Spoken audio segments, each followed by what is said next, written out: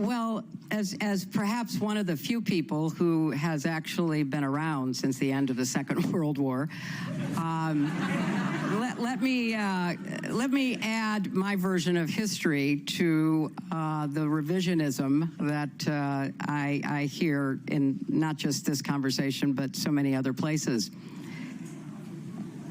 It is, for me, a blessing that freedom was expanded to include, in the United States, for example, the right of black people to be treated at least better than they had been for 400 or so years.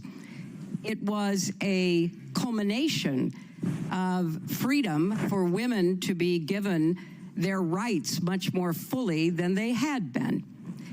It was, I think, a dramatic recognition of human dignity for gay people to be able to be treated without fear and even marry, which to me is creating a family.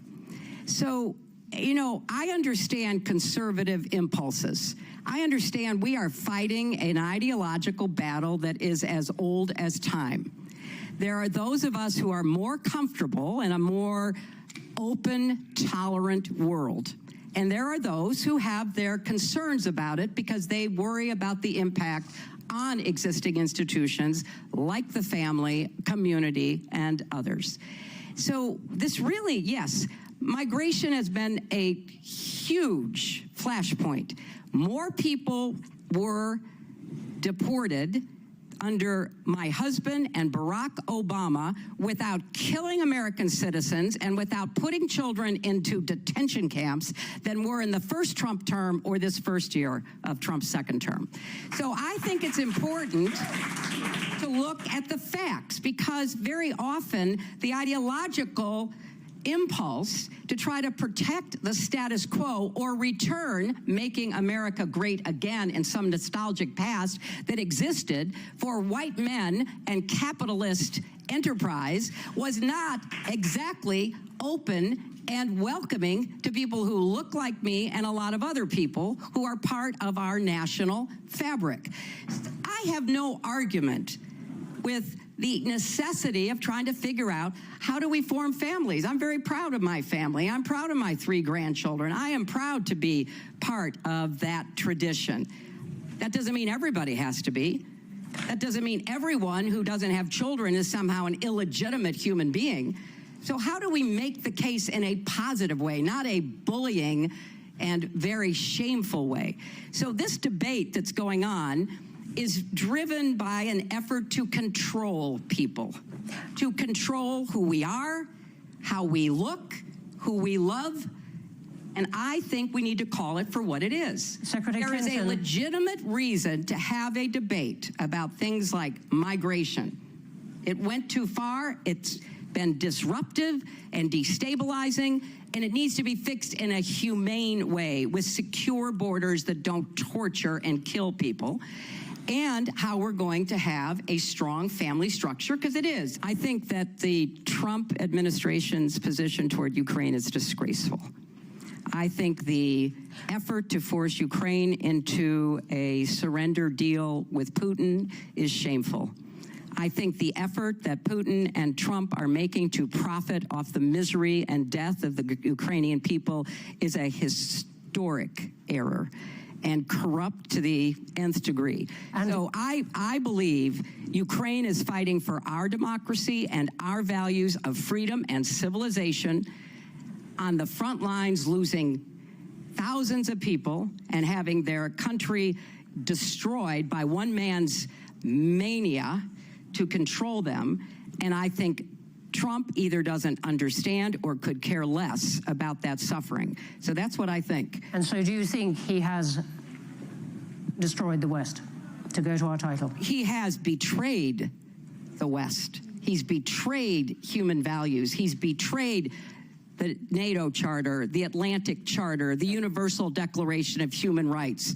A lot of what has been done before to try to make sense of how difficult it is to restrain people who want unaccountable power. And none of us in this room, including all of us on this panel, would choose to live under a regime that was so unaccountable that it could act with impunity the way that Putin does, except that's who Trump is modeling himself I don't think we would be having this debate under that kind of regime, for sure. It is absolutely true, but I really, not only do I not like him, I don't like him because of what he's doing to the United States and the world, and I think you should take a hard look at it if you think that there is something good that will come out of it. I think Ukraine is at the heart of what the West division is, and I think that's why both Rhetoric and Gladden went back to it, because first of all, the Ukraine war started after Trump left, so anything he said on social media that got him kicked off for a while had nothing to do with Ukraine.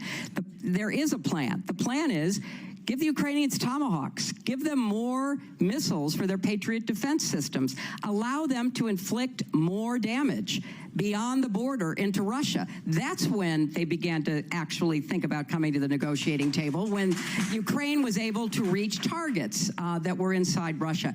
Inflict enough pain. I mean, it apparently is not enough pain to have hundreds of thousands of Russian soldiers killed and injured. That is not enough pain for Putin. But inflict pain on the refineries, inflict pain on the missile sites, inflict pain that will actually create the conditions for a better negotiation. It's horrifying, and we're hoping that there will be continued release every day that passes.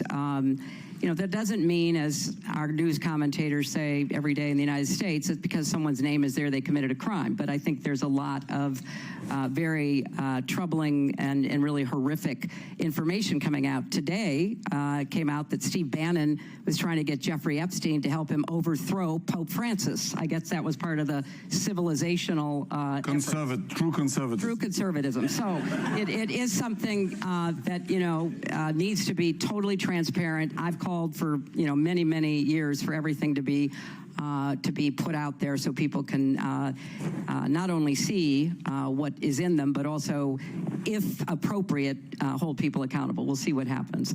On the New START treaty, which we were, the foreign minister and I were talking about this just backstage.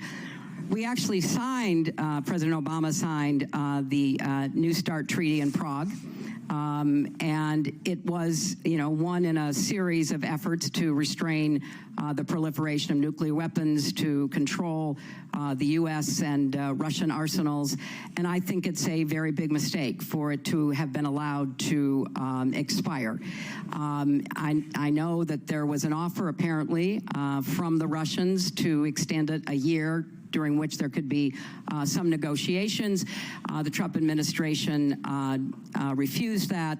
And their response was that they wanted to try to get China and other nuclear weapons countries into a regime, which more power to them if they could ever manage that and if it could be achieved. But I am very worried because Trump also, he tweets, or I guess he X's or whatever he does on social media late at night, and one of his recent ones was to resume nuclear testing, underground nuclear testing, and I think that would be a terrible development. So I'm hoping that doesn't happen, and I'm hoping that there can be some efforts to reinstate some kind of nuclear arms agreements. With respect to this question, if you think about the 13 colonies, that was a creed. It was an idea. It was a philosophy. It did not include the entire continental United States, let alone Alaska and Hawaii. It was based on the founders' deep understanding of human nature, of philosophy, of what we might call liberal thought, as they created a new country. And, when I hear President or Vice President Vance say things like that about how, it's a nation, it's blood and soil, and all the ways that he talks about it, I think to myself, I never knew he was such a firm advocate for Native Americans, because the idea that you would have a an approach toward the United States that ripped away our founding documents, our founding philosophies, is so contrary to the way I understand American history. So I think that it's not only wrong historically, it is a political device that I think is very dangerous and should be rejected whole cloth.